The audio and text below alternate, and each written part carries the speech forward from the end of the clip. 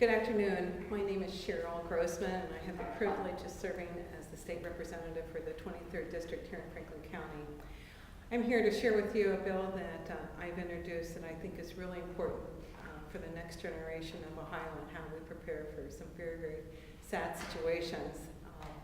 And what my bill will do, it is House Bill 283, and it will require that all drivers, Chief Futzel, if you can come join us, all drivers 18 and under, as they apply for their driver's license, have basic first aid training and CPR training for those very sad situations that we may come across in an accident situation. And joining me today is the reason for this bill, and that would be the Howley family, and I'd like for them to share with you their story about the loss of a very special dog. This is Peggy Howley. Hello, thank you for coming today. Our story is sad, but we're hoping that it has some good results because of thinking that I had after the accident. My daughter Jennifer was walking on her road, a cul-de-sac in close to the Akron Reservoir, and a neighbor ran off the road and ran her over and killed her. And in my investigation of the police reports and the 911 calls, I discovered that this young man did virtually nothing to help Jennifer survive and seemed to not have any knowledge of basic first aid, cover someone so they don't get shocked, CPR, things like that, things that I learned as a Girl Scout and that Jennifer had learned as a Girl Scout. So I began to think about that. What are our citizens, if we have a natural disaster or a man-made disaster, what would our citizens do? What would our response be? And how prepared are we? And I began to ask. I started with my grandchildren and said, do you have first aid in your phys ed classes anymore? No, Grandma, we don't have first aid. Of course, Wes was a Boy Scout, so he had it in Boy Scouts, but not in school. And then I investigated further to find out how many schools in the district were having that available to their kids. And our school district did not. And so I thought about it and thought, what would be the widest range of person that I could reach out to? And I decided to contact the coroners in the state of Ohio, because they're the ones who have to declare these people by the side of the road dead. And they might have an emotional tie to my idea that we tie first aid, CPR, to driver's licenses in Ohio. That way, every person would have some knowledge. If they're out on the road, if they see something, they'd have some knowledge, some way to help someone. So I got a good response from Coroner Terrell and from Coroner Murdoch, and they both suggested that I contact my representative, which I did, and I didn't get a response from my representative. But I also contacted Cheryl, who was the mayor of our city for quite a few years and who I've grown up with in our town, and she responded immediately. She had a similar situation with her son Josh on the road, where he was able to help a motorcycle accident victim, and that began the process. And what we're hoping is that this bill will save lives, basically. The American Heart Association had just instituted this new hands-on CPR, which I want to say is only for adults, not for children. So we do need more than just that hands-on knowledge. We need other knowledge for other CPR, because if there are children involved in an accident, we need to know that. So that was my impetus, my daughter's death, and I'm hoping that in some way, as I was dealing with my grief, I could move from that grief into something positive. So that's my story. And as we talked about what schools offer, there are districts throughout the state of Ohio that do offer basic CPR training and first aid training, but it's not consistent throughout the state. So I approached our school district, Southwestern City Schools, and was delighted to find out that Chief Steve Futzel, who's here today, had started a program at one of the 4 high schools in our district. So through his partnership, we were able to do a program across the district. Chief, if you could talk about your experiences. Thank you. I started with Prairie Township as their fire chief 7 years ago. Went to the high school and was asking them about participating in a CPR class. They were very open and willing, opened their arms to letting the firefighters come in and assist in teaching this course. To this day, we come in and we provide a firefighter for the day or for 2 days that goes through and teaches this class. We have done this now for 6 years and have reached approximately 2,600 students through Westland High School. What we did, and with Cheryl's work, we were able to go through to Southwestern City Schools. This last year, they agreed to allow us to allow the fire departments to be involved and come in and make sure that CPR was taught in each one of the high schools. Due to the fact that CPR changed this last year, we weren't able to do it in the fall. However, we were able to do it in the spring. And what we're looking at is we're looking at about, I believe it's around 1,600 to 1,800 students per year that would be doing this in their sophomore year through the 4 high schools in the district. What we look at is if this same program would have been implemented 5 years ago, we'd be looking at over 20,000 students that would have been out on the streets doing CPR. So the thing I'm looking at and what I've experienced is that these people have come back through all the years I've worked, and I've been in the fire service for 30 years. I've had numerous people come back and tell me their success or their attempt at success with CPR, but the confidence they take with them is that they know that they can try to do something. I feel that what we have now, and what a number of my colleagues will tell you, is that when we arrive on a scene, there's a lot of times that we're standing there, we arrive and people are standing around looking and have no idea what to do. I think the CPR and first aid course would be an excellent opportunity to improve that on-scene ratio. We know from American Hearts that the biggest progress that's been made in first aid and CPR in the country has been because of bystander CPR. And if we could improve that in the state of Ohio, we could definitely reduce the chance of people dying in the street when they could get some kind of advanced care or some kind of remedial care, basic care, until advanced life support can get on the scene. And that's going to be the big key to this thing, is to get the people trained and get them out there where they can be of good use to us. In essence, they're the ones that make this work. Thank you, Chief. I'd also like to introduce, we have Chief Welch from Scioto Township at Pickaway County, who serves on the board of the Ohio Fire Chiefs Association, and I know we've also had discussions. If you'd like to share some of your thoughts.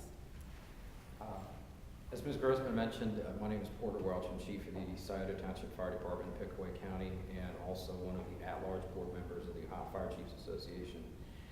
Assistant Chief Bates is our chair of our legislative committee, and the Ohio Fire Chiefs Association has endorsed this piece of legislation. We represent approximately 850 fire chiefs in the state of Ohio. We think it's a very important piece of legislation, and in all honesty, certainly we represent firefighters and paramedics and police officers that are typically called the first responders, but truly the general public is the first responders to sudden cardiac arrests or auto accidents or things like that. They're the ones that truly can provide the first care to an individual that's been injured or in cardiac arrest. In addition, an important thing to keep in mind also is when you look at the American Heart Association statistics, the communities and the cities that have adopted education to the general public in first aid as well as CPR have the highest survival rates from sudden cardiac arrest. I was actually doing some research last week, and the national average for survival from a sudden cardiac arrest is approximately 6 to 10%. In communities that have adopted measures where CPR and first aid training is presented to the public, those percentage of save rates are as high as 43%. So hopefully this piece of legislation will have a significant impact. Certainly if it saves one life, that's a significant impact. And hopefully something good could come about from this. Thank you. Thank you, Chief, very much. And last, I'd like to ask Chris Phelps with the American Red Cross to share his thoughts on this bill as well. Thank you, Representative. Again, my name is Greg Phelps. I'm the Director of Legislation for the American Red Cross. We stand in support with Representative Grossman and the Howley family. And across the board in the Red Cross, we talk about certifying the next generation. We have a next generation training program that makes it easier in the sense of being able to get recertified online, shortening the length of the classes to tailor the next generation's busy schedule. We have a 5 million person goal this year to certify the next generation, and we wholeheartedly support this piece of legislation. Look forward to working with Representative Grossman as it moves through the process. Thank you, Greg. Are there any questions? Why tie this to basically a driver's license? Why not just mandate schools have You know, great question. We're trying to be very considerate of unfunded mandates on schools, and by tying this into the requirement of receiving your training, your certification prior to applying for your license, it puts that responsibility on the driver and not on the schools. So how would you go about it? Do you have to prove that you've had some kind of training, or? There's certification cards that are available in both the basic first aid and on the CPR training. And, you know, Ohio is a very diverse state, so what may be appropriate in Franklin County may not necessarily work in Hocking County as far as how they get this training. But we think that there is a tremendous resource with the Red Cross, the Heart Association, and with the firefighters on how we can make this happen. So when you go to get your driver's license, you basically just have to also present a training card. And again, this is for 18-year-old applicants and younger. I know I heard from some of the reps, does this mean I have to take CPR training? Even though I would recommend it, no, it only applies to those 18 and younger. Why? Why is that? Why wouldn't we want to expand it if the goal is to have more people who are certified who can help in serious emergency situations? Well, again, I think that we're going to dip our toes into the water with the 18-year-olds, see how that works out. You've already heard that the goal is to have more and more people certified. You know, my history is as a mayor, and I know we worked cooperatively with our Jackson Township Fire Department, and 150 people received their CPR training, and you just never know. Peggy talked about our son being first on the scene of a motorcycle accident where the woman lost her leg. She could have bled to death, and he knew exactly what to do. And I was so impressed, and I thought, I don't want to ever be in this situation that I'm not sure what's going to be helpful and what's going to be harmful. What have you heard from educators about the importance of this, and what are their feelings? Our school district, Dr. Bill Wise, who's the superintendent of our district, has been extremely supportive. He is the father of 2 sons, has shared with me he would like for those sons to have this training. So overall, I think when the schools find out that this is a partnership and a collaboration, there has been very, very strong support. And there are many school districts in the state that already provide this training, but it's not consistent across the state, and that's why I've introduced this bill. Do you know how many school districts currently offer some kind of training like this? Anyone? You know, I don't, and I'm sorry, but I know even here in Central Ohio, when I've talked to superintendents, they go, we offer that, we offer that. So I think it really varies by district. Do you anticipate any complications as far as legal liability, people that, you know, Good Samaritan? It really falls under the Good Samaritan Act, so I don't think there's going to be legal complications. To me, it would be very difficult to be first on the scene and not know what to do, and a family lose a family member. I can't imagine knowing that maybe if something else had been done, that could have been avoided. Do other states tie this training to their driver's license programs, especially for teenagers? From the research we've done, Ohio will be the first to do this. And in places where there might not be a high school training program for CPR, is there other free training available, or would people be required to pay? And again, I think it will vary by region, but certainly fire departments have offered training. The driver's school, you're required to have driver's education, so I can see them partnering with some of the other agencies to provide this training. So it'd be CPR and first aid, and is it going to be something that everybody's learning the same thing across the board? I mean, Pretty much so. If one of the chiefs will to talk about standard. Yeah, there's, I mean, I want to, what could you think? Thank you. there's essentially two programs out there that are nationally recognized, the American Heart Program and the ASHE program, and they very much follow the same protocol and teach the same protocol, and the same thing with first aid. American Heart, and I'm not sure if there's another one out there or not, but again, they're going down the same track, so everybody's getting the same material. And everybody's getting trained and taught the same way. The standards change and everybody's standards change and remain the same, so it's consistent across the board. Sure. And this is Bob Howey. I'm sorry. No, that's okay. I just wanted to say something quickly. First of all, you should know, Peg and I have tried to put our money where our mouth is. We're signed up with the American Red Cross, and next Saturday or two, I forget which date it is, that we're going to take CPR and first aid training. We felt that was important.